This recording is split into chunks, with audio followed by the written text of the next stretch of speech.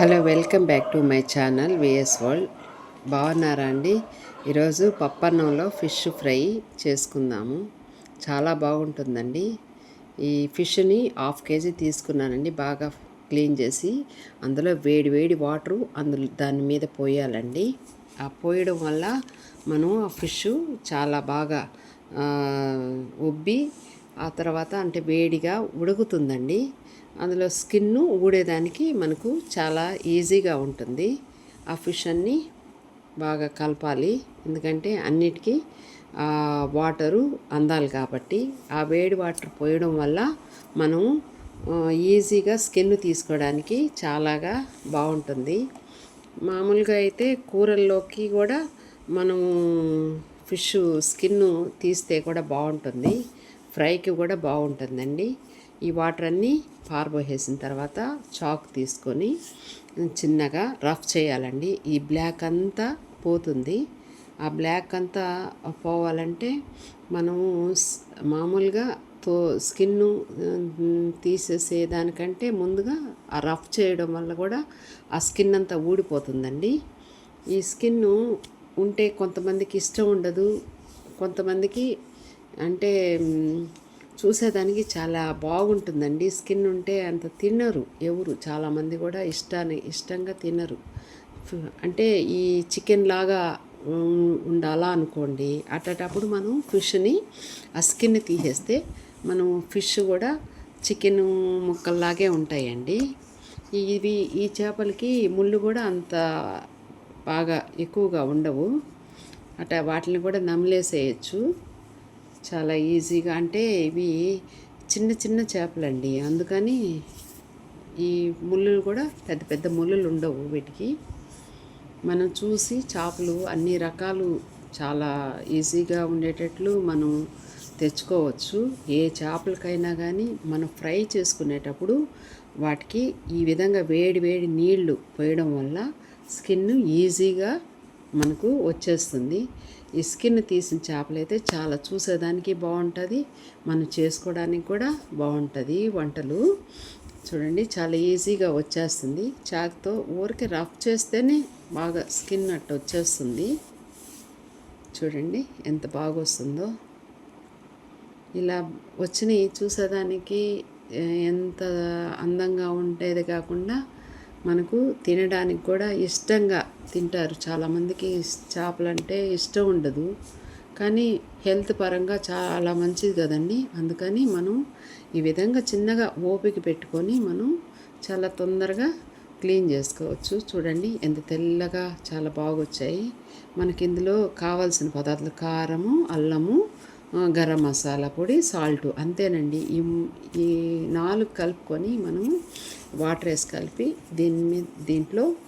దీని మీద చల్లి కలిపేసుకుంటే చాలా బాగుంటుంది. ఎందుకనంటే ముందుగా ఫిష్ అన్నీ కలపాలండి. బాగా కలిపితే అందులో కారము, ఈ గరం మసాలా పొడి, సాల్టు, ఈ అల్లం పేస్టు, అల్లం అంటే వెల్లుల్లి అల్లం కలిపిన పేస్టు, ఇవన్నీ పట్టిన తర్వాత దానికి టేస్ట్గా ఒక అరగంట సేపు మనం వదిలేయాలండి. 1/2 అవర్ దాన్ని వదిలేస్తే దానికి బాగా పట్టి బాగుంటుంది. ఇప్పుడు మనము స్టవ్ వెలిగించుకొని మనం 1/2 అవర్ అయిన తర్వాత వేయించుకోవాలండి. ముందుగా ఒక స్టవ్ మీద బాండిల్ పెట్టుకొని అందులో 2 గంటలండి నేను ఆయిల్ వేసింది, ఎక్కువ కూడా వేయలేదు. చిన్న బాండిల్ పెట్టుకోండి. అందులో 2 గంటలు నూనె వేసిన తర్వాత అది వేడయ్యాక ఈ ఫిష్ని ఎక్కువ వేసుకోకుండా 2-3 పీసులు వేసి వేయించాలండి. మరి చూడండి, మరి ఎక్కువగా మంట పెట్టద్దు ఎప్పుడు కానీ. ఫిష్ ఫ్రై చేసేటప్పుడు స్లోగా మీడియం మంటలోనే మనము ఫిష్ ఎప్పుడైనా ఫ్రై చేసుకోవాలి. ఫిష్ ఫ్రై చేసేటప్పుడు పెద్ద పెద్ద మంట పెట్టేసి హై ఫ్లేమ్లో పెట్టామనుకోండి, ఆయిల్ బాగా వేడైపోయి దీనికి ఉన్న అల్లం పేస్టు, కారం అంతా మాడిపోతుంది. ఎప్పుడైనా మీడియంలోనే తర్వాత స్లోగా దీన్ని ఉడికించుకోవాలి. ఫిషే కాదు, ఈ చికెన్ కూడా మనం ఆ విధంగా వేయించుకోవాలి. మీరు ఎప్పుడైనా కానీ మీడియం మంటలోనే స్లోగా ఫిష్ని మీరు వేయించుకోండి. చూడండి తొందరగా ఉడికిపోతుంది. ఎందుకో తెలుసా? ఈ వేడి వాటరు మనం ఫిష్ మీద పోయడం వల్ల తొందరగా అది ఫిష్ చాలా బాగా ఉడికిపోయి ఉండదు. ఆ వేడిని వాటర్కే ఫిష్ ఉడికిపోయి ఉంటుంది. అందుకని మనకు ఫిష్ ఫ్రై చేసేటప్పుడు కూడా తొందరగా మనకు ఈజీగా ఆయిల్లో ఉడికిపోతుందండి. చూడండి తొందరగా చూడండి కలర్ చేంజ్ అయిపోతూ ఉంది. అసలు మనకు ఒంటికి చికెన్ కంటే మామూలుగా చేపలు మంచిది, విటమిన్ డి అందుతుంది. ఎండ వల్ల కానీ మనకు చేపల వల్ల కానీ మన ఒంటికి కావాల్సిన కాల్షియం దొరకద్ది. కాబట్టి మనం వారానికి 2 టైమ్స్ ఏదో ఒక విధంగా మీరు ఫిష్ తినడం చూడండి. అన్నంలోనే తినాలని లేదు, ఊరికే స్నాక్స్ లాగా పెట్టుకొని కూడా మీరు తినేసేయచ్చు.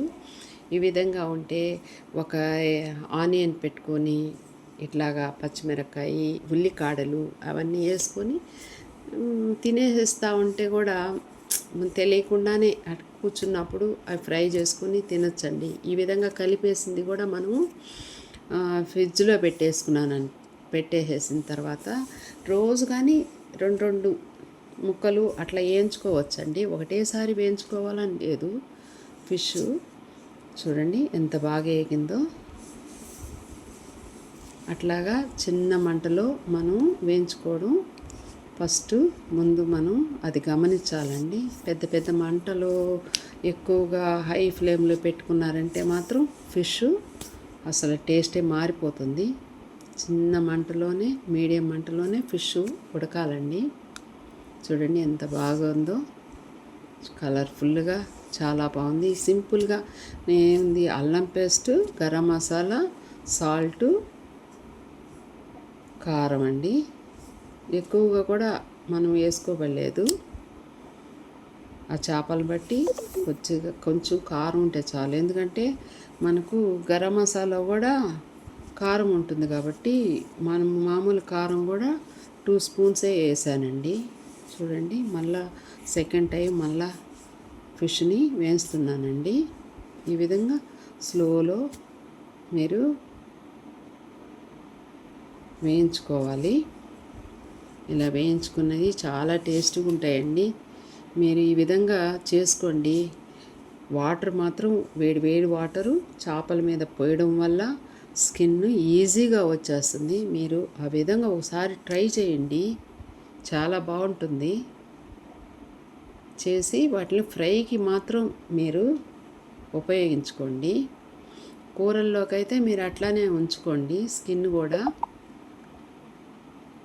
నా ఛానల్లో మీరు ఏమన్నా కర్రీస్ ఈ వంటలు చేయండి అని మీరు చెప్పినా కానీ మీకు నచ్చిన వంటలు ఏమన్నా ఉంటే చెప్పండి, కామెంట్స్లో నేను చేస్తాను.